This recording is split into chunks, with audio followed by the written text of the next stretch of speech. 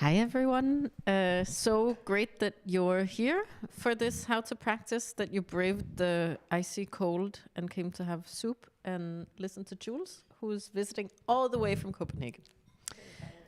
My name is Miriam, I'm the director of UKS, and before we get started, I'm just going to really briefly read out UKS's ethical guidelines for conversations.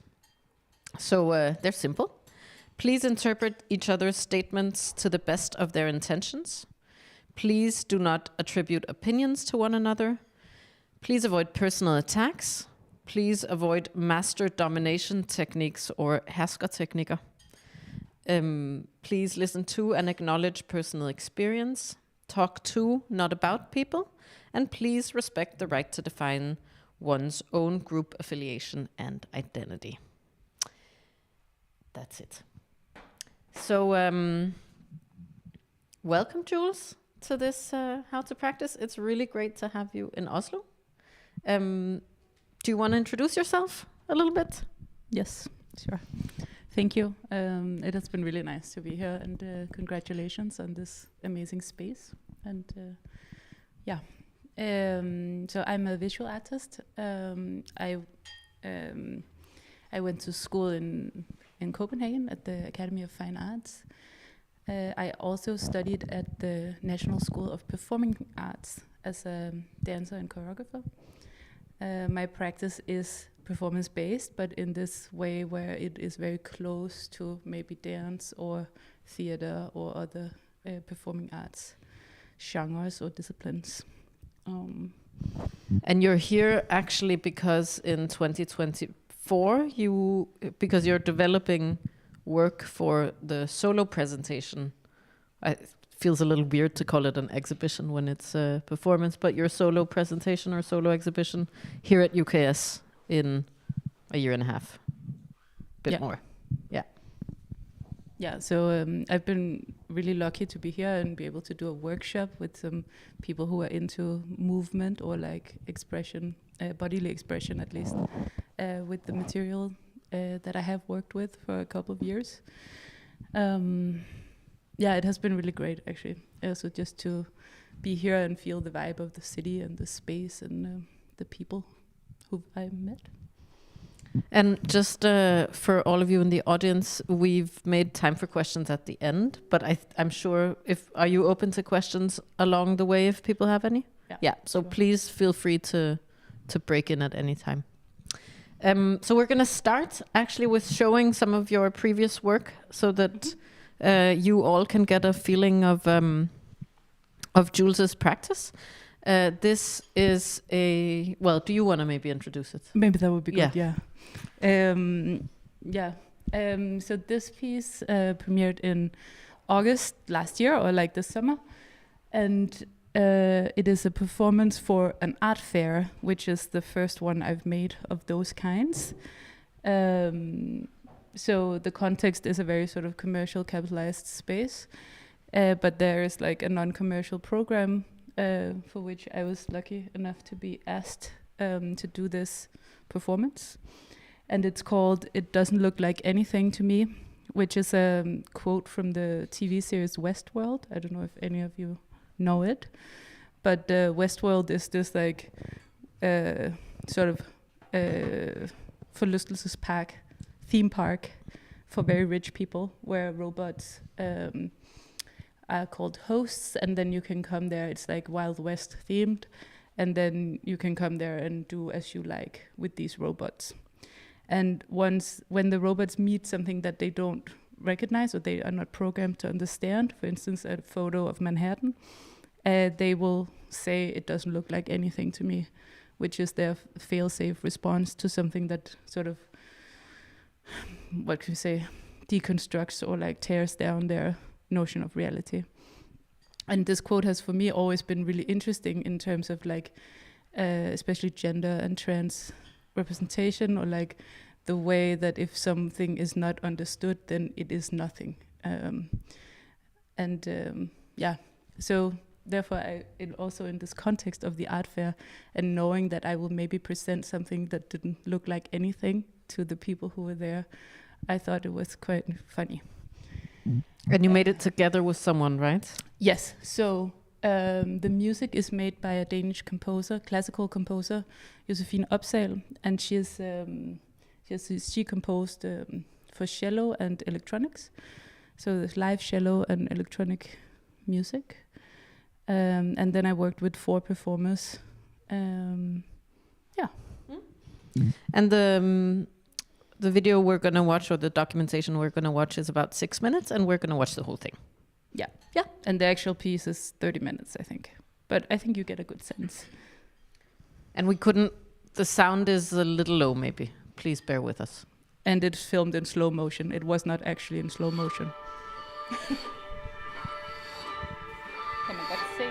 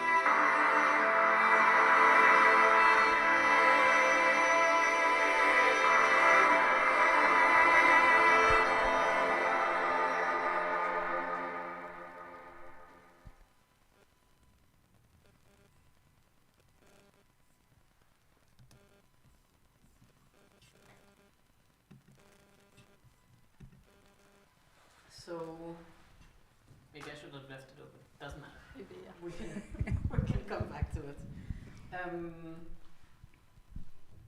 Maybe you want to just talk a little bit more about the work, or I have lots of questions already. Yeah, I do. So in this work, I really wanted to, I guess, understand or like research masculinity. I think I have a very complex relationship with masculinity, both like finding it extremely sexy and also wanting to present masculine myself, and then also hating patriarchy and all the oppression that came with it. And I think it was something that I sort of saw in a lot of the sort of queer or transmasculine community around me, and a lot of people having very mixed and shameful thoughts about their fascination with masculinity, and also sort of the privileges that you gain once you present more masculine, and you know, the more you look like a man, the better you're treated, basically. So I found this great cast of all transmasculine people and one non-binary AMAP person to actually really talk about this and like find out what masculinity means for us. And I was really searching, I think, for where is there space for softness, where's space for intimacy, where's there space for collectivity in what we like understand as masculine. And so a lot of this material that you just saw is like a video, or like it's movement taken from sports. Like that's something where I saw these very ambiguous images of a lot of love and care and collectivity, for instance, and also a lot of sort of physical, togetherness, I think. And violence, I guess. No? And violence, but the thing is, it's not violent. It's there's also a lot of like Brokeback Mountain. You know, there's this kind of, but it's always bordering, I guess, on what we perceive as like violent or angry or hard. And then there's also some parts of it that is sort of, there's Andreas running around with the sculpture that he took. He took a part of one of the sculptures and ran around with it. Because so the works they're performing in, they're not yours. No. I wanted to clarify that also. The sculptures are not mine. Except the big sticker on the floor. Also not mine. Also not yours. So it is a group show. Yeah, so he runs around with this like thing he took from one of the sculptures as if he won something. And that's something I really also thought about a lot. This about winning, or being on top, dominance, all of these things. And so you you were in your work with the performers, you were talking through all these things, and then those developed into movement. Is that correctly understood? Parts of it, yeah. But like we talked a lot about like what masculinity means, and it's very different. Like nobody had the same feeling, also because of other identity markers, but also because of lived experience. But from each person's individual experience, they got to develop some material that was based on, like, for instance, there's a bird. It's a phoenix bird that, like, I love to use. But then they got to make their own version of this bird. And then there's also, I don't think you see it as much in the video, but there's this very dysphoric moment where they try to sort of peel off their face. And that's also something that they got to work with, like in a way that resonated with themselves. Yeah.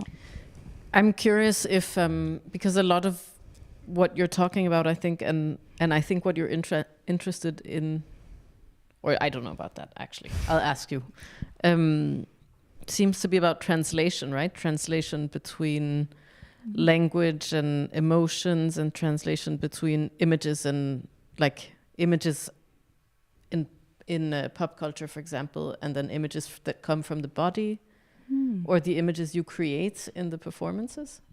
And when you talk about, for example, like I could imagine that to an audience that isn't super well versed in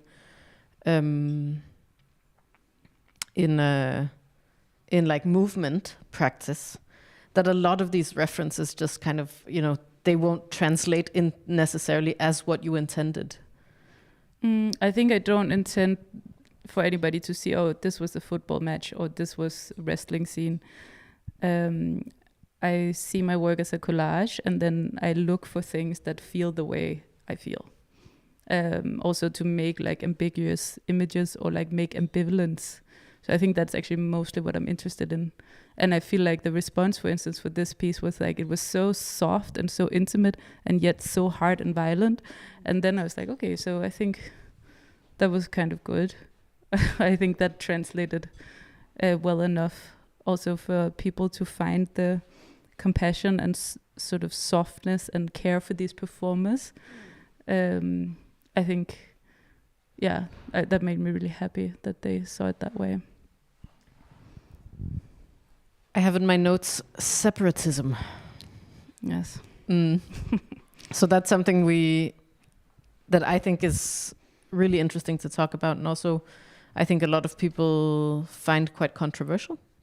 Maybe specifically, or maybe especially in Scandinavia, where we're supposed to like be for everyone.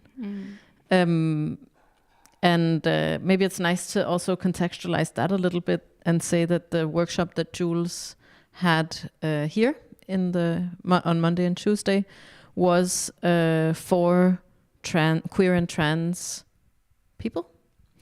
And then, of course, we didn't, you know, it's not like you have to show a paper when you show up at the door. It's completely what's the word I'm looking for? Like identified. Self-identified. Yeah. But of course, the idea was to make a space that was separatist and safe. And this is something you have clearly worked with in this performance as well. And I think also in other works, right? Yeah. Do you want to maybe say a little bit about what those spaces, I don't know why is that important? Maybe that's the easiest place to start. I think or what does it create for you, maybe?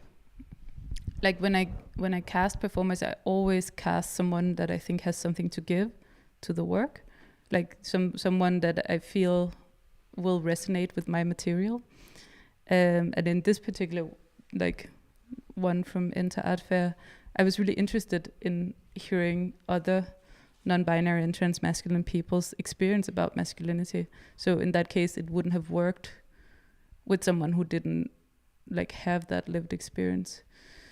I think like, for instance, the workshop we did here in the separatism, it was cool, but it also turns out, as I had expected, that we are very different. And I think sometimes separatism can give a little bit of false hope of safety, maybe, or like of a safe space. But I sometimes, I think I wonder a lot about like how I can make spaces also when I work, like for instance, in my basic work life where I don't have to explain myself all the time. And at least I find that in a queer trans separatist space, people are cute enough to not ask too many questions. So like, and just listen to each other and be like compassionate towards each other's stories and stuff. In a way, it's like I'm thinking now, because today is International Women's Day, of course. Oh yeah. And separatism was huge in the women's lib movement in the 1970s, like all women all the time. But of course, that was a very kind of very, in many ways, not very diverse, I think, movement. Like it was diverse in the fact that it had women, but it was very white. It was, I don't know, I think maybe class was a little different, but generally kind of, not necessarily super diverse. Where was I going with this? I can't remember, but maybe I'll come back to it later. Okay, great. I'm sorry. Oh yeah, that in a way, like I find separatism interesting because I think you're right. It does create these like specific environments that you can kind of feel at home in for some people, of course. And I think it's everyone's right, of course, to decide that they don't want to be with everyone if they don't want to. But I'm wondering, like, if an intersectional space actually is a more, like, how to build a space that accommodates intersectional thinking rather than necessarily separatist thinking. Yeah, I think that's good thoughts. Yeah, that was just a thought. So we said in this talk today that we were going to talk about collaboration, because you feel that, so there are two things we talked about before today, or that we wrote in the text for today's event. Artists should be better at asking for help, and they should collaborate more. Yes. You think? Yes. Yeah, and you obviously collaborate a lot. Yeah. Your work is super collaborative. Can you talk a little bit about what kind of draws you to these collaborations? Yeah, I think like it started quite simply by I started to make performances. I used my own body, and I realized I wanted to do something that was way more about like fællesskab or like community. It's because community and fællesskab is not the same word, but about being together and how we are together. And that was just impossible to do with only one body. So I had to find other people to sort of make these things come out. And then I think a lot of my practice is actually based on loneliness as a sort of basic feeling. And I think I made maybe my life and my artistic praxis sort of some sort of vehicle to find antidotes for loneliness. And one of them is definitely working with other people and also feeling or like knowing that you can create a lot of things together. But I think the loneliness is always in the works also. And I think that oftentimes it's quite healing to share that feeling of being lonely also. And yeah, that's interesting. I know that you have quite a social life, actually. That you don't, so the loneliness isn't about how much you're together, in spaces with other people necessarily. No, I think which loneliness isn't. But I was very lonely as a child, and I never like really felt very good in any institutions before I came to art school, and then I was like, this is magical. This is paradise, like everybody's a fucking weirdo. And it was just so great. So I find this space that is very open and ambivalent, that especially visual art can like facilitate as a place where a lot of lonely people come, maybe, or a lot of people who didn't fit into the things that everybody else liked. But don't you also think it's a space where people actually feel quite lonely? Like the lonely people come there and then they end up in studios all by themselves. Yeah, we also like to be alone. No. I don't know.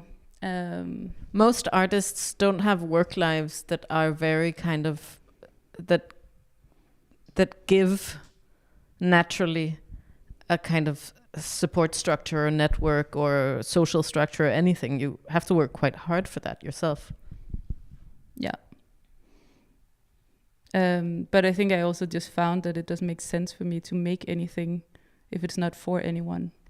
So that's maybe also in the choice of performance as a medium. Like the work doesn't exist until we're all here.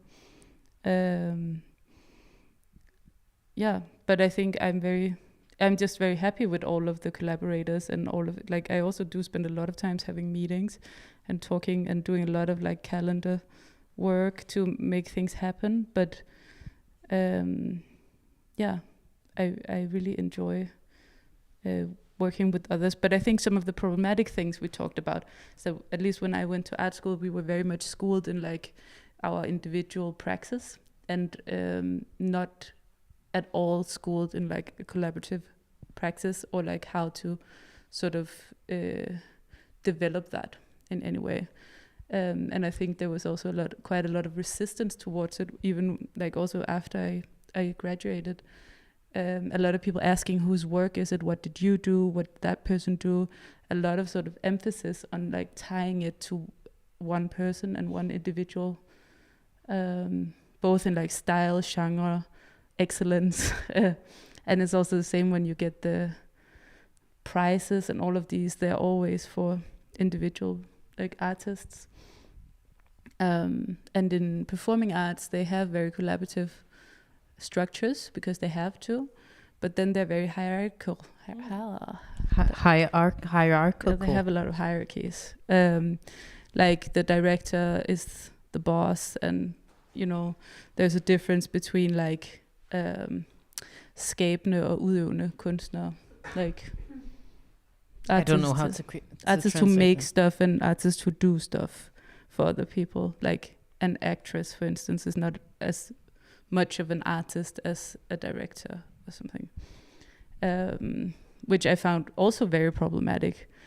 So I think that's very much what I'm thinking about, like how we think with other people's praxis and how we can inspire each other. And yeah, I'm wondering if we should like give people a chance to ask questions. Oh yeah, good idea. If there are any questions. I prepared a question. You can also Yes, Demir. You can also wait until the end if you prefer. Maybe just to say a little. Maybe we can continue on this collaborative aspect of the work. How do you work with the performers during the conception of a piece? So are they a part of conceiving of it, or are you the main? Is it how like what is the nature of the collaboration? How do you work specifically? Because I think it's interesting to talk about or separate between practice and production. Mm-hmm. You know, like what happens between every piece that appears, what's in between. Yeah, for sure. So in short, for the live stream, the question is, how do you work with your performers? Yeah, it is different from piece to piece. So it depends on, very boringly, it depends on money. How long time do we have together? And also, what context is it for? And I think generally if there's not a lot of money, it means we don't have a lot of time, which means that I will write the majority of the performance beforehand and send out material so people can like catch up quickly, and then the parts where they can fill in will often be quite small. Or like in the piece we actually have here in the back, we had a lot more money and time. It's about Sappho, and the whole sort of idea that I wanted to put on stage was the community around Sappho and not the person. So I asked all of the performers to give something from their praxis or develop something that was within their practice, because they all come from different disciplines. And then, of course, the sort of tricky part is that at some point I will take all of the material back to my studio and be like, okay, now it has to be edited. And now we have to sort of make everything fit and make sure that it also works as a piece and not just as sort of a work in progress brainstorm. And we were just talking about that yesterday, that I said in another interview that I think they like that. Mm-hmm. But I guess that's, of course, something I don't know. But I feel that often leadership and making decisions is also something very valuable in big collaborations. And I think in visual arts, we're very much trained to sort of avoid the idea of power, because we act like we don't see it unless it's in an institution. But it's everywhere. And the way I work is to be very clear about the framework and like, what do you do? What do I do? When can you decide something? When can I decide something?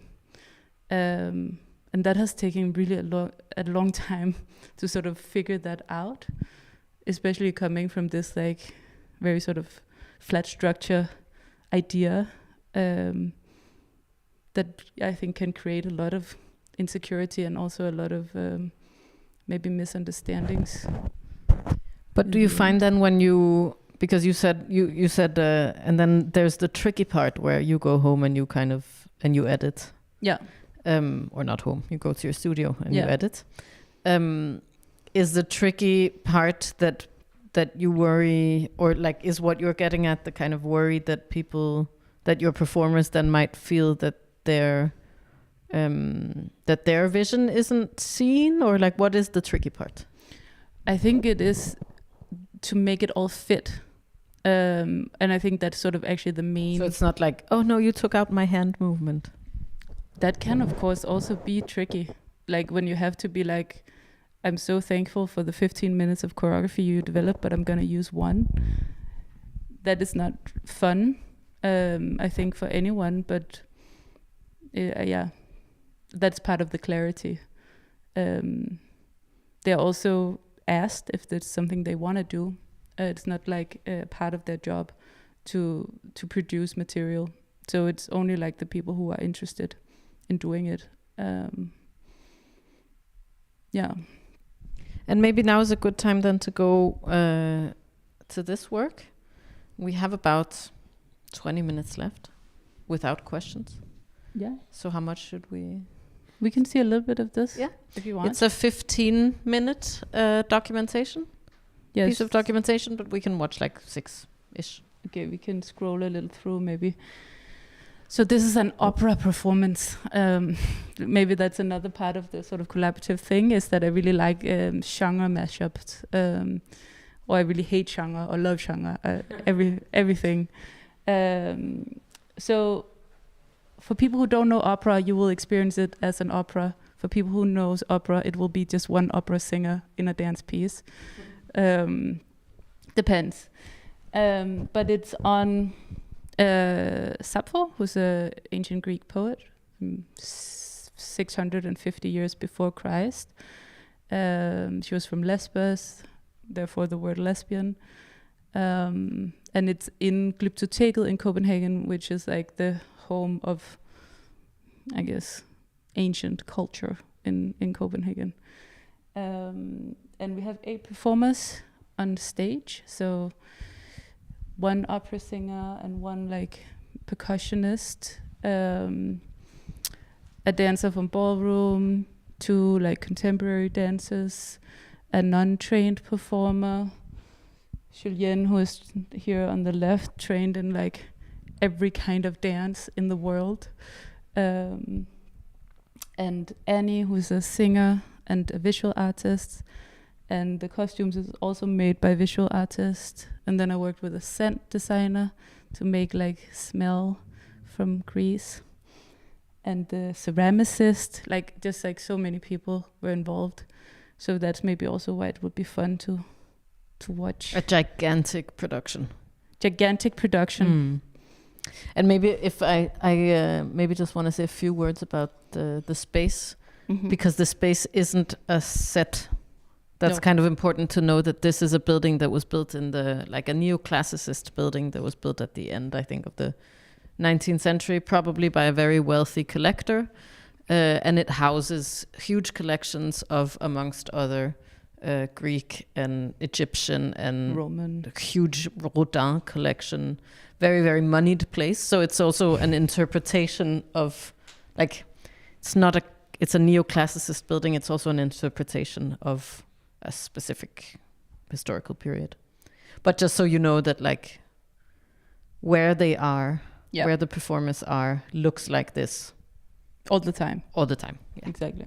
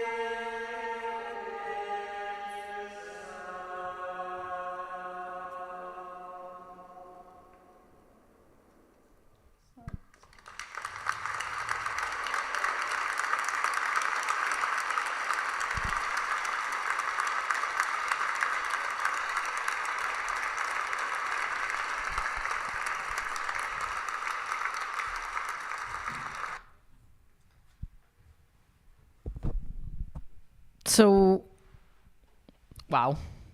Also the other one, wow, but wow. But how was, maybe you can say a little bit about how this process was different. I mean, obviously it's a completely different process when you have a production this size. But for example, to go back to the question from before, how did you develop this score or these movements? Yeah, this process was very different for everyone, I think. I think a lot of the time we all felt like we were doing something, also the performance, that we'd never done before. So not everybody were trained singers to start with in the sort of performance group. So they had to learn how to sing. The opera singer had to dance to a sort of semi-techno beat. The percussionist had to accompany classical music, which she has never done before. So I think a lot of the process was about finding little meetings in the group.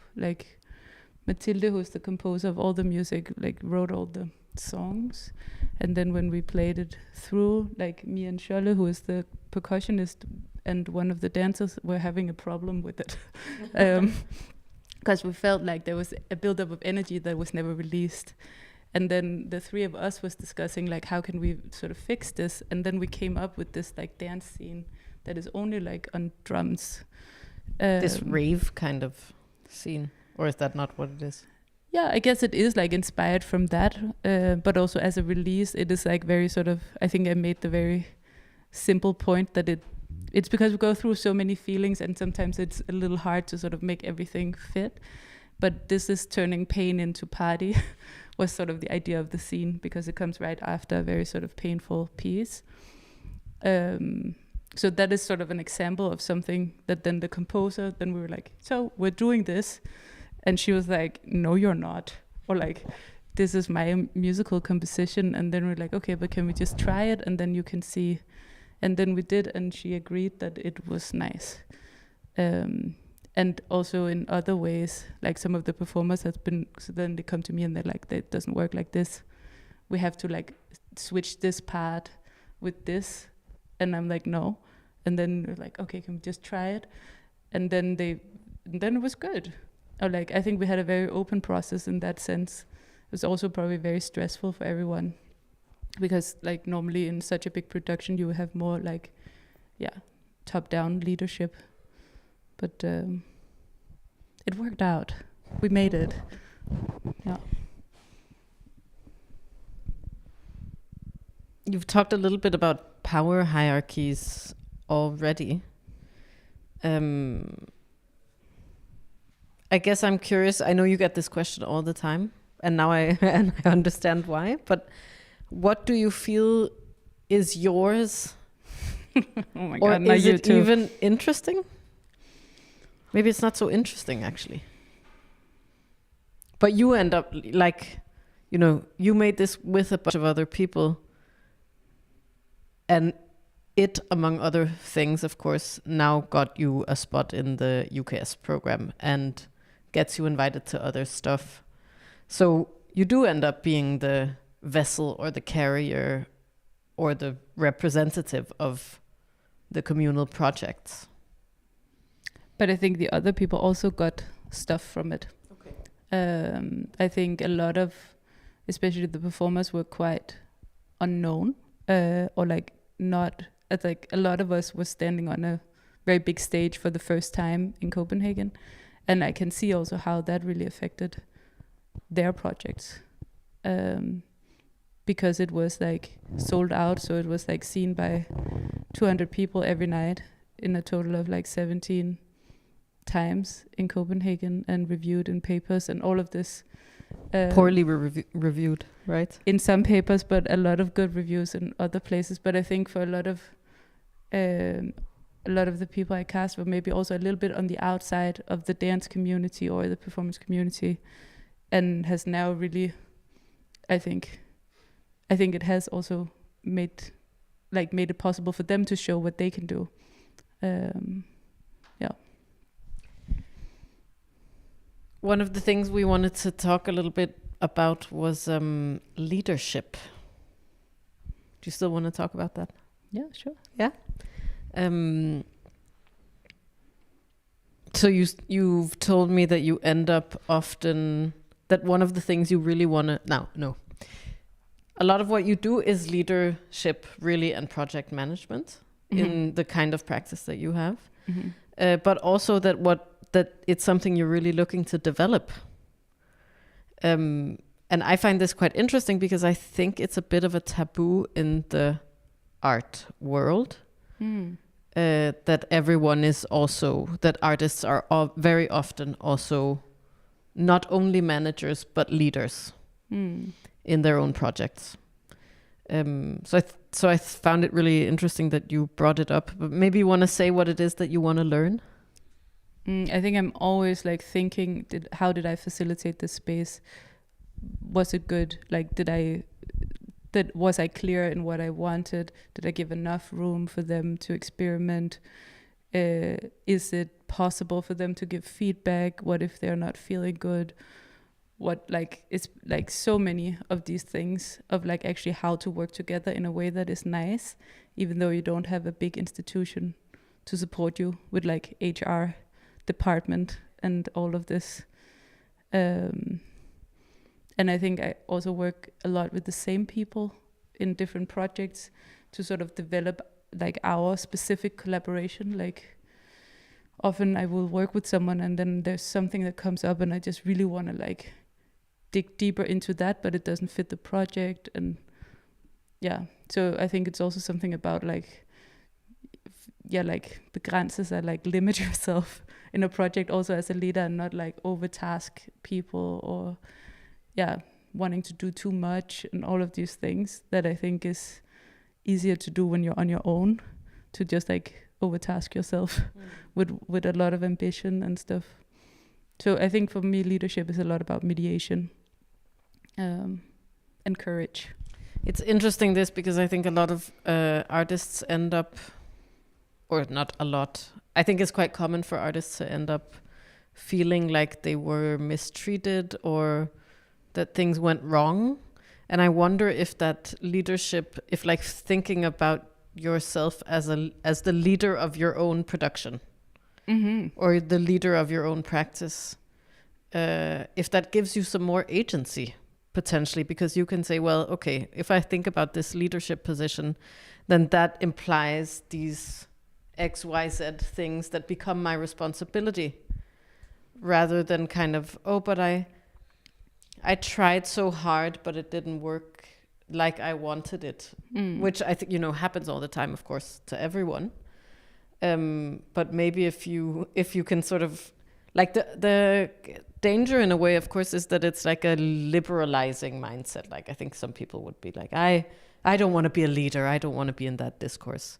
But perhaps the potential is that it gives you a vocabulary for certain things that you might not get from the kind of sphere of just being an artist.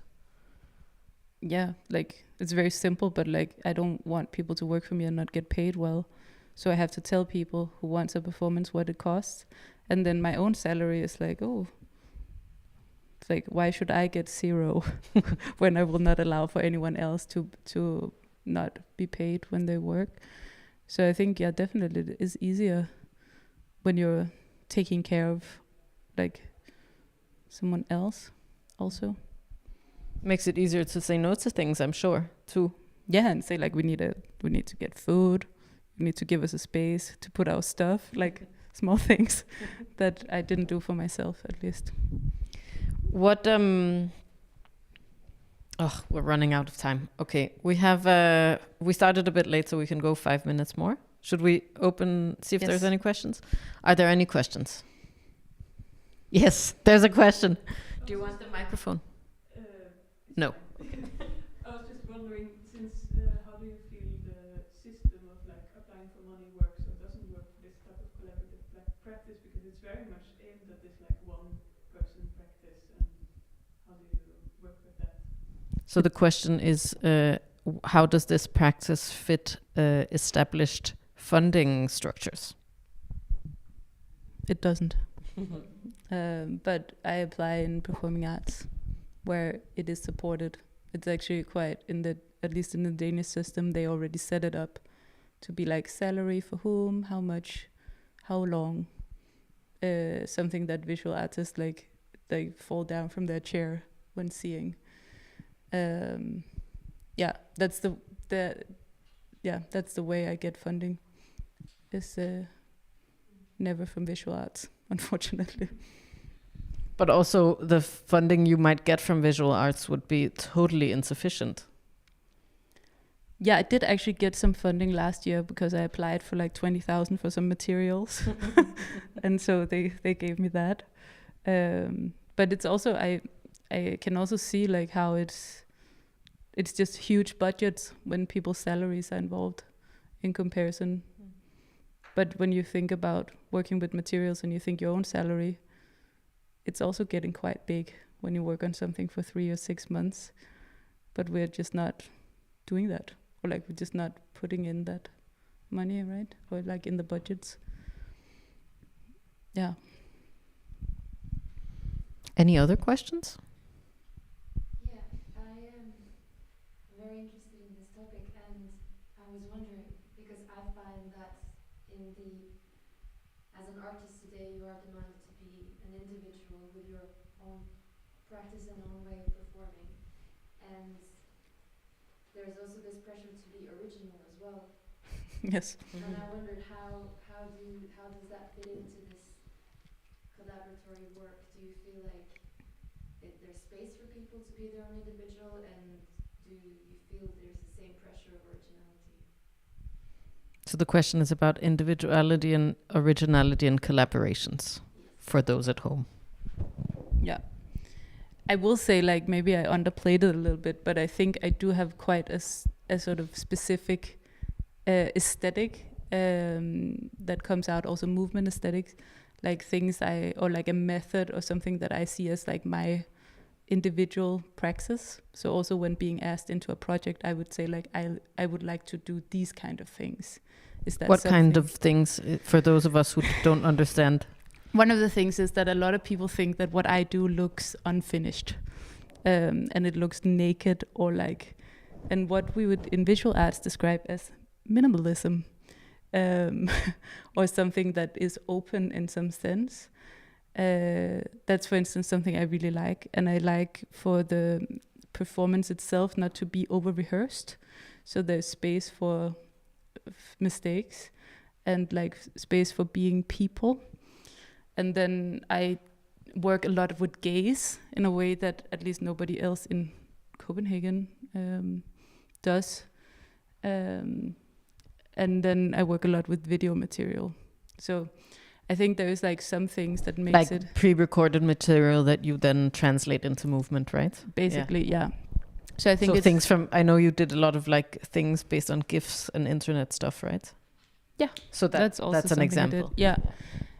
But I think the most sort of basic thing is that I work from image and not body, actually. And I think that is untraditional and therefore important to be upfront about when you enter a collaboration of like how you envision it to unfold. So in that sense, I think there is a lot of space for originality, and also when I am asked into a collaboration or like proposed a project where I don't see the fit with the other artists, for instance, I think I would be very clear about that and either withdraw from the project or like find a role that I could like maybe do. Let's say I was asked to do choreography for another opera and I didn't feel the project, but then I offered I could choreograph one scene that I knew they wanted with my specific aesthetics, and then just like not take like artistic responsibility for the whole piece. So I think in a way like collaboration requires that you know yourself quite well, and also that in a group you're good at like, I don't want to say setting boundaries, but maybe also good at like opening up your praxis to each other, but also being clear about like, this is not for me. Like I'm very clear about that. I don't like theater, for instance, which is very sort of provoking, but I think still it would be a wrong fit for me to do a theater piece for someone who expected a traditional illusion-based theater piece. I don't know if that answered the question properly.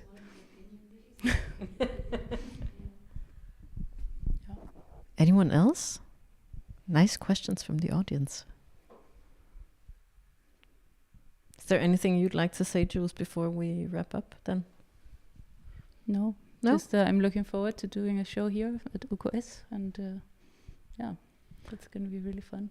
We're also looking forward to it. It will be in late summer, fall 2024. In a long time. In a long time. And maybe if we're lucky, you'll be in Oslo again. Hopefully. Hopefully.